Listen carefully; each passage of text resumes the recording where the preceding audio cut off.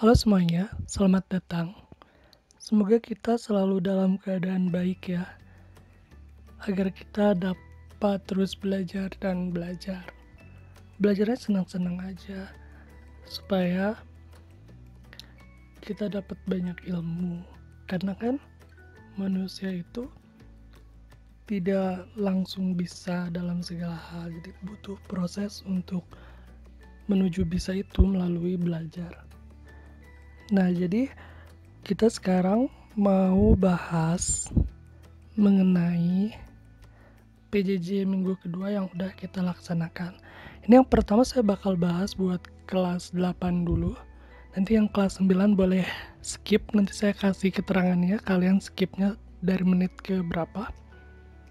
Mulainya dari menit ke berapa gitu, jadi kalian bisa skip langsung ke menit tersebut, nanti baca aja di kolom deskripsi. Nah, jadi kelas 8 kan kita kemarin PJJ yang kedua itu mengenai unsur-unsur teks berita ya. Nah, terus kan ada pertanyaan di formulir yang kemarin. Yang pertama itu, manakah kalimat yang merupakan jawaban dari unsur why dalam teks berita? Kan unsurnya ada 6 ya, 5W1H dalam bahasa Inggrisnya. Nah, why ini artinya mengapa. Oh iya, dalam bahasa Indonesia itu kita bilangnya mengapa ya, bukan kenapa. Kalau kenapa itu tidak baku sebenarnya. Oke, mengapa. Nah, karena pertanyaannya mengapa, why, berarti kan jawabannya itu karena atau sebab. Nah, jadi kita pilih dari keempat pilihan itu, mana yang mengandung kata sebab atau karena gitu. Jadi pokoknya ada sebab akibatnya aja, karena kan why, ya. Jadi di antara keempatnya yang ada jawaban untuk pertanyaan why itu adalah yang besok tidak akan ada lagi penjual nakal itu sebab ia sudah dipulangkan. Nah, ada kata sebabnya. Pokoknya kalian, cara yang mudahnya itu adalah pilih yang ada kata sebabnya atau karena. Itu sama aja, tapi kalau mau lebih meyakinkan lagi, kalian baca ulang itu, masuk atau enggak untuk sebuah jawaban dari pertanyaan mengapa, ya. Oke ya, semoga kalian sudah paham. Kalau ada yang belum paham, silahkan komentar aja, nanti kita jelaskan ulang di sana. Lalu pertanyaan selanjutnya, itu instruksinya adalah kutipan tersebut merupakan jawaban dari pertanyaan. Berarti kita harus tahu dulu ini dia membahas soal apa. Nah, teksnya itu, masyarakat tidak sadar bahwa dalam kondisi cuaca yang sangat panas, mereka membutuhkan lebih banyak cairan di dalam tubuhnya. Akhirnya banyak orang mengalami infeksi saluran pernafasan atas atau ISPA. Di soal yang ini, kita itu sedang membahas mengenai ISPA, orang-orang mengalami ISPA ya. Nah, tapi di kalimat yang pertama ada bunyinya itu masyarakat tidak sadar bahwa dalam kondisi cuaca yang sangat panas mereka membutuhkan lebih banyak cairan di dalam tubuhnya. Akhirnya, nah ada kata akhirnya kan, banyak orang mengalami infeksi saluran pernafasan atas. Mengapa jawaban dari soal ini adalah bagaimana? Karena kita kembali lagi, bagaimana peristiwa tersebut terjadi, bagaimana bisa banyak orang mengalami infeksi saluran pernafasan atas. Nah, jawabannya, masyarakat tidak sadar bahwa dalam kondisi cuaca yang sangat panas, mereka membutuhkan lebih banyak cairan di dalam tubuhnya. Sebenarnya pengecoh dalam soal ini itu adalah karena, tapi ternyata malah banyak juga siswa yang menjawab apa. Nah, kenapa kita tidak memilih apa? Karena di situ disebutkan ada kata akhirnya. Nah, kalau misalnya jawaban dari apa, biasanya langsung saja disebutkan. Misalnya, banyak orang mengalami infeksi saluran pernapasan atas. Nah, itu apa? Jadi apa peristiwa yang terjadi? Peristiwa yang terjadinya itu adalah banyak orang mengalami ISPA. Nah, itu apa. Tapi karena di sini ada kalimat yang sebelumnya yang membahas mengenai sebuah rentetan kejadian ya, urutan kejadiannya, karena orang tidak sadar akhirnya mereka terkena ISPA. Nah, itulah mengapa kita harus memilih jawaban bagaimana. Lalu soal berikutnya, unsur teks berita yang membahas mengenai waktu terjadinya berita adalah waktu, itu udah pasti kapan ya. Karena pertanyaan kapan itu pasti jawabannya adalah waktu. Lalu pertanyaan selanjutnya, tulislah 2 kalimat yang merupakan jawaban dari pertanyaan siapa. Ini sebenarnya mudah loh. Jadi, karena pertanyaannya siapa, kalian bisa aja tinggal nulis dia, itu sebenarnya udah sebagai jawaban. Atau aku, atau saya, itu sebenarnya udah jadi jawaban. Tapi, bisa juga kalau mau lebih lengkap, misalnya, akulah yang menumpahkan minuman itu, misalnya. Itu udah pasti pertanyaannya, siapa yang menumpahkan minuman itu? Pasti jawabannya aku yang menumpahkan minuman itu misalnya, atau dia yang menumpahkan minuman itu, atau misalnya Pak Kadir yang membuang sampah sembarangan misalnya. Nah, jadi sebenarnya pertanyaan siapa ini jawabannya mudah banget. Sama seperti pertanyaan berikutnya, di mana. Nah, kalau di mana sebenarnya kalian tinggal sebutin nama tempat aja itu udah bener. Misalnya di sekolah misalnya, atau di rumah sakit. Kalau mau jauh lebih lengkap lagi misalnya, tinggal tulis aja misalnya aku bertamasya di kebun binatang misalnya, itu lebih lengkap lagi, lebih bagus. Sebenarnya yang penting ada kata tempatnya, ada rujukan tempatnya, itu udah pasti jawaban dari pertanyaan di mana ya. Nah, kemudian yang terakhir, ini ada yang terakhir, apa peristiwa yang terjadi dalam kutipan teks berita tersebut? Inti dari kutipan tersebut itu adalah kaburnya pasien COVID-19, itu intinya. Terus di situ baru dijelaskan kan siapa yang kabur gitu. Oh, ternyata laki-laki berusia 39 tahun. Kaburnya dari mana? Dari rumah sakit darurat. Di situ baru dijelaskan. Tapi intinya dari berita tersebut, dari kutipan tersebut adalah pasien yang kabur gitu. Ada pasien yang kabur. Nah, dijelaskan pasiennya siapa, kaburnya dari mana gitu. Tapi tetap intinya adalah pasien yang kabur. Itu lebih umum dibandingkan yang pilihan-pilihan jawaban yang lainnya. Itu lebih umum. Jadi jawaban itu mencakup jawaban-jawaban yang lain gitu. Paham ya? Semoga kalian paham. Nanti kalau ada yang belum paham silahkan komentar ya. Sekarang kita coba bahas kegiatan pembelajaran jarak jauh minggu kedua untuk kelas 9 ya. Nah, kita bahas soal lagi.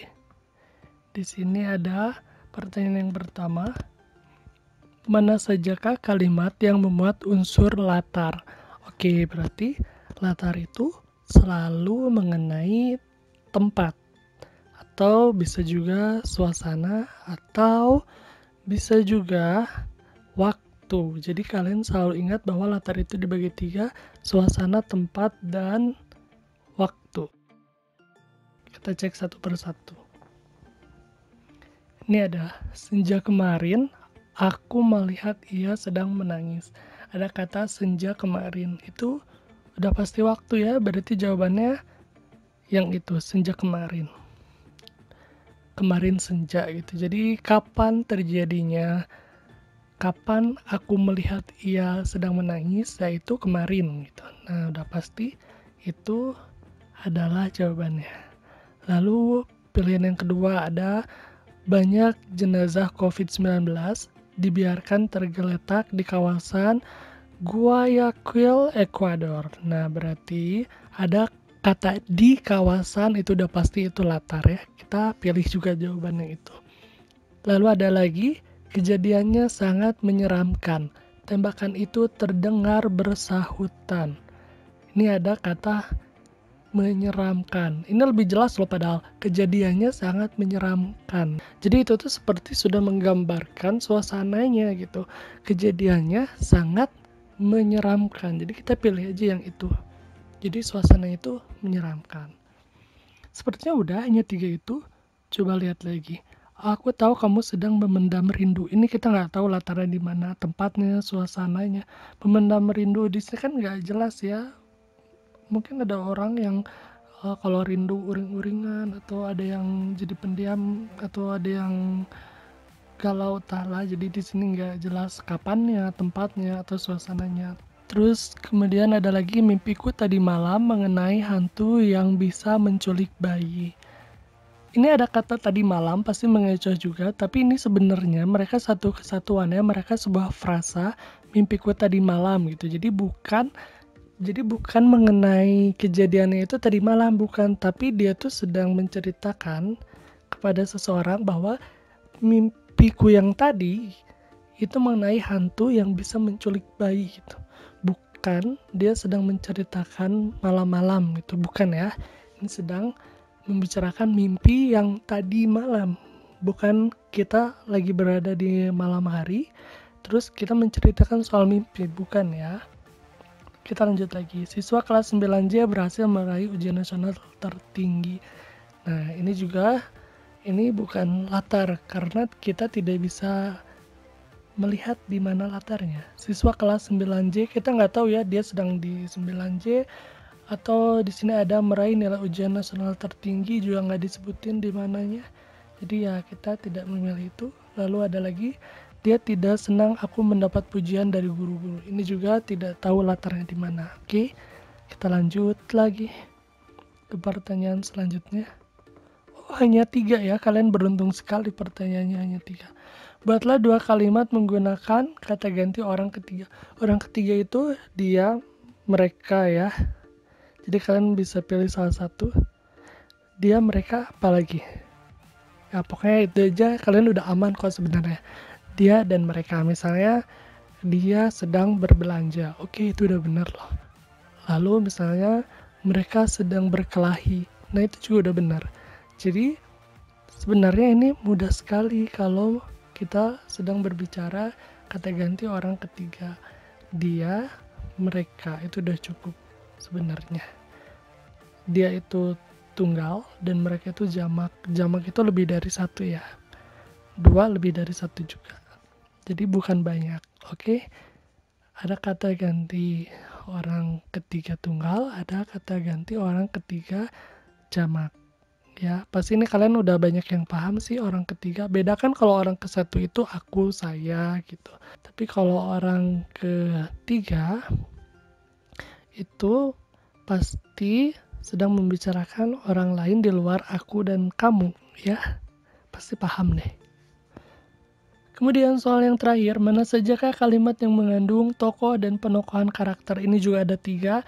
Yang pertama, Zatura anak yang rajin beribadah. Lalu ada lagi Ibu Zinia itu sabar sekali walau anaknya selalu memarahinya. Dan yang terakhir ada Zahira bilang Amanda bermuka 2. Di sini mengapa mereka bertiga yang terpilih? Mengapa 3 kalimat ini yang terpilih? Karena di sini lengkap ya, ada tokohnya dan ada penokohannya, ada tokohnya, ada wataknya. Coba lihat lagi, Zatura anak yang rajin beribadah. Di situ tokohnya ada Zatura dan wataknya itu rajin beribadah. Lalu yang kedua, Ibu Zinia itu sabar sekali walau anaknya selalu memarahinya. Ada tokohnya itu Ibu Zinia dan wataknya itu sabar sekali.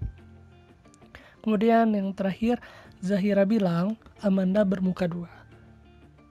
Ini siapa yang memiliki watak? Di sini ada Amanda bermuka 2. Jadi Zahira ini sedang menceritakan wataknya Amanda. Di sini berarti ada tokoh Amanda, ada wataknya bermuka 2. Jadi kita tahu bahwa si Amanda dalam kalimat ini itu adalah orang yang bermuka 2. Nah, itu bermuka 2 itu watak ya. Di depan orang baik, di belakangnya jahat. Jadi di sini ketiga kalimatnya dia yang paling lengkap. Kalau yang lain paling hanya ada tokohnya aja, tapi wataknya tidak ada.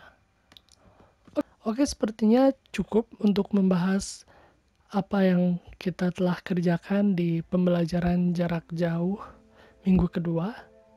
Semoga ini menjadi pencerahan bagi kalian yang sudah mengikuti pembelajaran.